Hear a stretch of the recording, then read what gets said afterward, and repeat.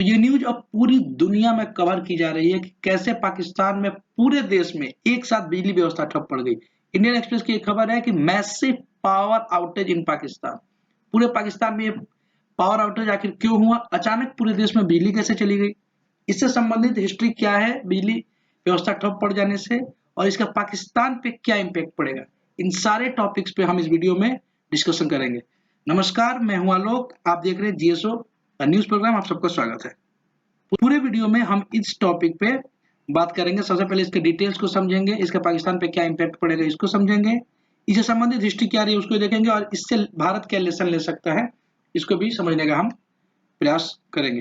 पाकिस्तान के energy ministry के अनुसार पूरे देश में नेशनल ग्रिड में कुछ प्रॉब्लम आया और 7 बजे, 7:30 बजे के आसपास पूरे देश में एक साथ बिजली चली गई और पूरे देश ने लगभग 12 से 17 घंटे तक पाकिस्तान के सभी शहरों में बिजली व्यवस्था ठप पड़ी। पूरा कंप्लीट ब्लैकआउट देखने को मिला।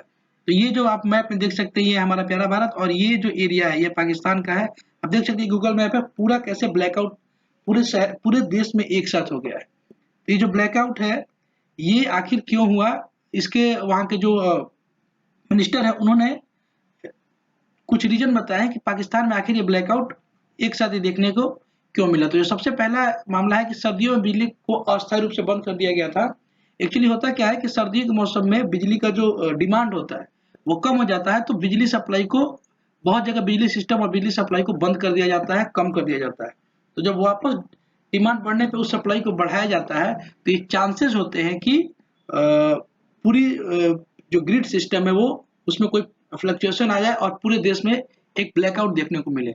आप सबको याद होगा कि 2020 में जब भारत के प्राइम मिनिस्टर ने कोरोना के दौरान पूरे देश में बिजली बंद करने के लिए बात की थी, तो एक्सपर्ट जो थे वो इसी समस्या को पॉइंट आउट कर रहे थे कि भारत में भी ऐसा ब्लैकआउट देखने को मिल जाता है, मिल सकता है, क्योंकि एक साथ पूरे बिजली व्यवस्था को बंद करके एकाएक पावर बढ़ाने से ये समस्या देखने को मिलती है।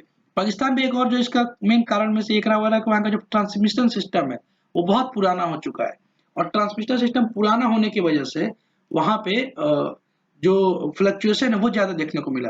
इसके अलावा उनके अनुसार जो फॉग होता है, कोहरा, उसकी वजह से जो वहाँ के तार या फिर जो ग्रिड सिस्टम होता है उसमें काफ़ी नमी देख हो जाती है, जिसकी वजह से वोल्टेज फ्लक्चुएशन होता है और इस तरीके के प्रॉब्लम्स क्रिएट हो जाते हैं।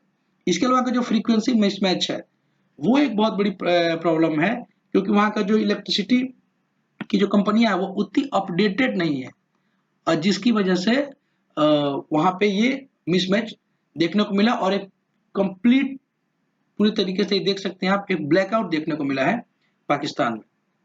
इसके अलावा हम बात करेंगे कि आखिर इसका पाकिस्तान पे क्या इम्पैक्ट इसका पाकिस्तान पे इम्पैक्ट क्या पड़ेगा।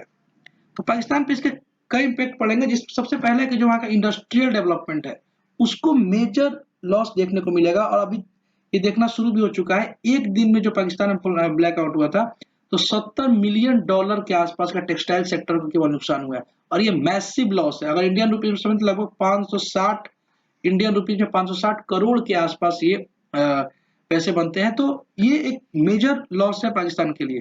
पाकिस्तान की इंडस्ट्रियल डेवलपमेंट पहले से ही प्रॉब्लम में है। कुछ दिन पहले आप सबने खबर में सुना होगा कि वहाँ की जो टोयोटा कंपनी है, जो टोयोटा का प्लांट है वहाँ का, वो और जो सुजुकी प्लांट है वहाँ पे, उन्होंने अपना प्रोडक्शन बंद कर दिया था वहाँ पे, क्योंकि वहाँ पे इकोनॉमिक क्राइसिस चल रहे थे और डिमांड में बहुत भारी मात्रा में कमी देखने को मिली थी। जो प्रॉब्लम आएगा कि इससे पाकिस्तान जिस प्रॉब्लम से पिछले कई सालों से गुजर रहा है, और अभी जिस जो प्रॉब्लम सबसे ज्यादा है वहाँ पे इकोनॉमिक क्राइसिस, तो ये इकोनॉमिक क्राइसिस और बढ़ेगा इससे, क्योंकि इससे जो इंडस्ट्रियल डेवलपमेंट कम होगी तो अनएम्प्लॉयमेंट बढ़ेगा, और प्रोडक्शन जब कम होगा तो देश का एक्सपोर्ट में कमी आएगी, जिससे इकोनॉमिक चैलेंजेस और बढ़ेंगे पाकिस्तान को। ऐसे में पाकिस्तान को ये खतरा है कि पाकिस्तान एक इकोनॉमिक विशियस साइकिल में चला जाए। विशियस साइकिल मतलब होता है दुष्चक्र। दुष्चक्र मतलब इसका मतलब हुआ कि एक ऐसी इकोनॉमिक कंडीशन जहां से शॉर्ट टर्म में निकलना किसी भी कंट्री को बहुत मुश्किल होता है, और उसके लिए एक पॉलिसी के साथ भी बहुत लंबे समय के बाद वो इकोनॉमी इस इकोनॉमिक क्राइसिस से निकल पाती है। तो ये एक बहुत बड़ा प्रॉब्लम है, ये बहुत निगेटिव इम्पैक्ट करेगा पाकिस्तान को। इसके अलावा जो एक प्रॉब्लम है जो सोसाइटी में देखने को मिलता है लगभग, वो है कि वहाँ का जो मास है उसमें एंगर देखने को मिलेगा। आप देख सकते हैं लोग ट्विटर पे ट्वीट कर रहे हैं कि कैसे भाई इलेक्ट्रिसिटी नहीं है, गैस की शॉर्टेज है, पाकिस्तान एक तरीके का रियल मतलब स्टोन एज टाइम फेस कर रहा है। जैसे पाषाण युग में पत्थरों के समय में जैसे होते थे, जहाँ ना गैस है ना बिजली है, ऐसी समस्या पाकिस्तान में देखने को मिल रही है। तो जो एंगर है मास का वो बढ़ेगा, और जो मास का एंगर बढ़ेगा इससे क्या होता है, जो सोसाइटी का इंटरनल सिक्योरिटी होता है उस उसके लिए बहुत बड़ा चैलेंज खड़ा हो जाता है। और पाकिस्तान पहले से ही एक्सटर्नल थ्रेट, जैसा हम जानते हैं कि तालिबान का अटैक लगातार बढ़ता जा रहा है, तो पाकिस्तान एक बहुत ही मुश्किल स्थिति में अभी फंस चुका है, और पता नहीं उसमें से निकलने के लिए उसे कितना और समय लगेगा। एक जो प्रॉब्लम आएगी, जो एक पार्लियामेंट्री फॉर्म ऑफ गवर्नमेंट में प्रॉब्लम आती है कि पॉलिटिकल इंस्टेबिलिटी वहां बढ़ेगी। तो लगभग आज़ादी के बाद से ही पाकिस्तान ने जिस प्रॉब्लम को सबसे ज़्यादा फेस किया हुआ है पॉलिटिकल इंस्टेबिलिटी।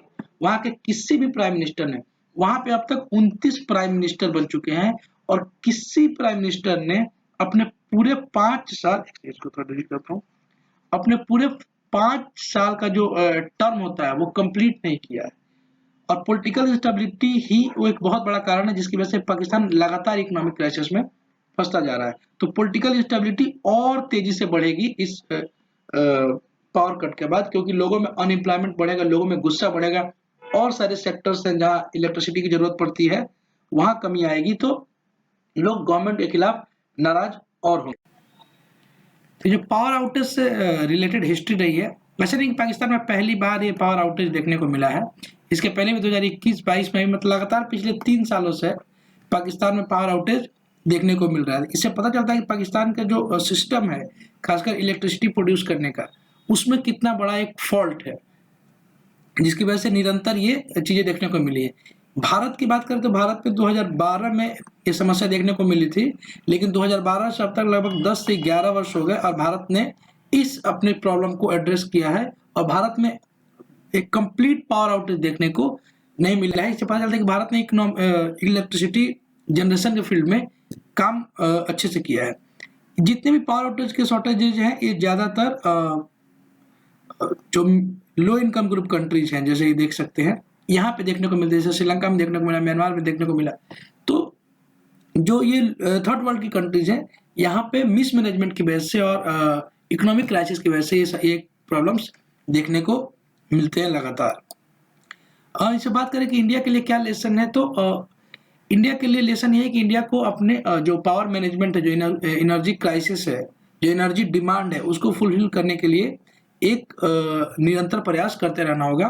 तो जो एनर्जी को लेकर इंडिया के सामने चैलेंजेज है, वो सबसे बड़ा चैलेंज ये है कि डे बाय डे इसका जो इलेक्ट्रिक डिमांड है वो बढ़ता जा रहा है। हम सबको पता है कि 2023 में यूनाइटेड नेशन रिपोर्ट के अनुसार भारत दुनिया का सबसे ज्यादा जनसंख्या वाला देश हो जाएगा, चाइना से हम ऊपर चले जाएंगे। तो ऐसे में जब हमारी जनसंख्या बढ़ेगी तो हमारा जो डिमांड है, ये डिमांड भी बढ़ेगा, निरंतर बढ़ेगा, जिससे क्या होगा कि जो डिमांड और सप्लाई है इसमें मिसमैच होने की संभावना बढ़ जाएगी अगर डिमांड बढ़ता गया और सप्लाई पर ध्यान नहीं दिया गया। तो जो प्रॉब्लम एक है, जो सबसे बड़ी प्रॉब्लम में से एक है कि भारत जो अपना 75% इलेक्ट्रिसिटी जनरेट करता है वो कोल से करता है, यानी कोयले से करता है, और ज्यादातर कोयला हम इंपोर्ट करते हैं अन्य देशों से, चाहे वो ऑस्ट्रेलिया हो गया या साउथ अफ्रीका हो गया या अमेरिका हो गया, यहाँ से हम इंपोर्ट करते हैं उन सब देशों से। ये प्रॉब्लम है कि जो स्टॉक होना चाहिए कोयले का, भारत सरकार के अनुसार वो लगभग 24 दिन का होना चाहिए हमारे इंडस्ट्रीज के पास कोयले का स्टॉक, जो कि लगभग 10 दिन के आसपास का है पिछले कई दिनों से, पिछले कई सालों से। तो ये एक समस्या है। अगर ये कोई प्रॉब्लम की वजह से अगर ये कम हो गया तो भारत भी एक पावर शॉर्टेज को एक्सपीरियंस कर सकता है। तो इसके लिए भारत को क्या क्या कदम उठाने चाहिए, तो सबसे पहला है कि जो भारत का जो पावर ग्रिड मैनेजमेंट है इसको और बेहतर करने की जरूरत है, ताकि इस तरीके के जो नमी की वजह से या कोई सिस्टम पुराना हो गया उसकी वजह से जो फ्लक्चुएशन देखने को मिलता है वो देखने को ना मिले। इसके अलावा जो बैलेंस जो सप्लाई डिमांड है इसको ठीक करना पड़ेगा। जो यही इसी बैलेंस सप्लाई डिमांड की बात हो रही है कि जो हमारा जिससे हम जिस कोल से हम बिजली ज्यादा प्रोड्यूस करते हैं उसका स्टॉक हमारे पास ज्यादा होना चाहिए, ताकि जो सप्लाई है ना वो मेंटेन रह सके। एक जो तीसरा जिस पर हम सबको, इस पर गवर्नमेंट भी ज्यादा ध्यान दे रही है, जो सबसे इंपॉर्टेंट वो है कि जो अदर ऑप्शन है इलेक्ट्रिसिटी प्रोड्यूस करने के, जैसे कि सोलर एनर्जी हो गया या विंड एनर्जी हो गया या फिर हाइड्रो पावर प्लांट हो गया, तो इन सब चीजों से पे और ज्यादा फोकस करने की जरूरत है। इसके अलावा हाइड्रोजन से जो एनर्जी उत्पन्न करने की बात की जा रही है, फिर शेल गैस से जो एनर्जी उत्पन्न करने की बात की जा रही है, उस पे और इनोवेशन पे खर्च करने की जरूरत है, ताकि हम अपने जो एनर्जी डिमांड है उसको पूरा कर सके और किसी प्रकार का एनर्जी चैलेंजेस देखने को नहीं मिले। तो भारत को इस सारी चीजों को ध्यान रखना होगा।